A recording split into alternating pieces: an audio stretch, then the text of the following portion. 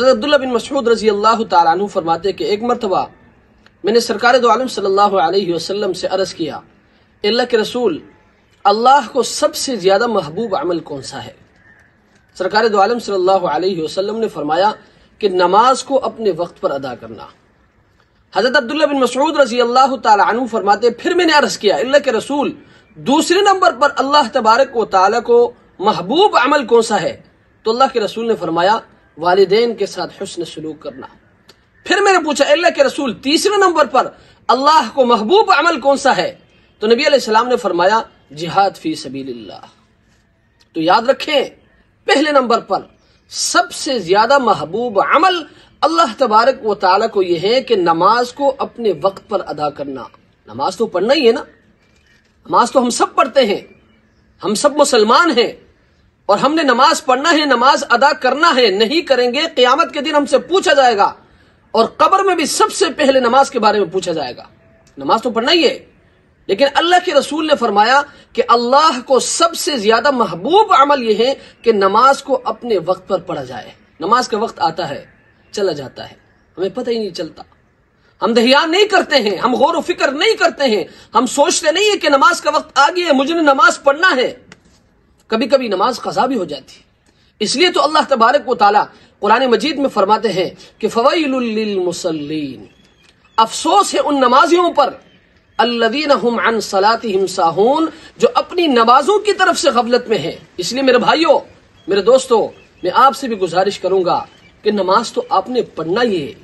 بحیثیت مسلمان نماز تو ہم چھوڑنے کا تصور بھی نہیں کر سکتے، لیکن ہم نے نماز پڑھنے کے ساتھ ساتھ نماز کو ان کے اوقات میں ادا کرنا ہے، وقت کی ہم نے پابندی کرنی ہے۔ اور دوسرے نمبر پر اللہ تبارک و تعالیٰ کو محبوب عمل یہ ہے کہ والدین کے ساتھ حسن سلوک کیا جائے۔ اور یاد رکھے، اللہ کے رسول نے والدین کے ساتھ حسن سلوک کو جہاد سے مقدم رکھا۔ اس کی وجہ کیا ہے؟ اس کی وجہ یہ ہے، بزرگوں نے لکھا ہے کہ حقوق العباد میں سب سے مقدم حق وہ والدین کا ہے۔ کیوں؟ اس لیے کہ انسان کے دنیا میں آنے کا سبب وہ والدین ہے۔ اس لیے تو اللہ کے رسول فرماتے ہیں کہ اگر کوئی شخص محبت کی نگاہ سے اپنے والدین کو دیکھتا ہے تو اللہ تبارک و تعالیٰ اس دیکھنے کے بدلے میں ایک حج اور ایک عمرے کا ثواب عطا فرماتے ہیں۔ اس سے بڑی سعادت، اس سے بڑی دولت اور کیا ہو سکتی ہے؟ اور یاد رکھیں، والدین دنیا کی سب سے بڑی نعمت اور سب سے بڑی دولت ہے، اور ان کی خدمت، ان کے ساتھ حسن سلوک کرنا، یاد رکھیں دنیا میں اس سے بڑی بات ہو ہی نہیں سکتی۔ ایک صحابی نبی علیہ السلام کی خدمت میں حاضر ہوا اور عرض کیا، اے اللہ کے رسول، میں جہاد میں جانا چاہتا ہوں، اور جانا اس لیے چاہتا ہوں تاکہ اللہ تبارک و تعالیٰ مجھ سے راضی ہو جائے اور مجھے اس کا ثواب مل جائے۔ تو نبی علیہ السلام نے پوچھا، کیا آپ صرف اس لیے جانا چاہتے ہو؟ تو اس صحابی نے عرض کیا، اے اللہ کے رسول، جی ہاں، صرف اس لیے جہاد کے میدان میں جانا چاہتا ہوں، جہاد کرنا چاہتا ہوں تاکہ اللہ مجھ سے راضی ہو اور مجھے ثواب مل جائے۔ تو نبی علیہ السلام نے اس صحابی سے پوچھا، کیا آپ کے والدین زندہ ہے؟ تو اس صحابی نے عرض کیا، اللہ کے رسول، جی ہاں، میرے والدین زندہ ہے۔ تو نبی علیہ السلام نے فرمایا کہ جاؤ ان کی خدمت کرو، ان کی خدمت کر کے ثواب کماؤ۔ کیوں؟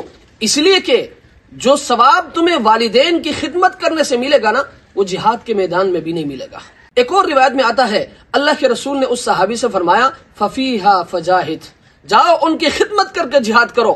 اس لیے میرے بھائیوں، والدین کی خدمت یہ بہت بڑی سعادت ہے، والدین کی خدمت یہ بہت بڑی نعمت ہے۔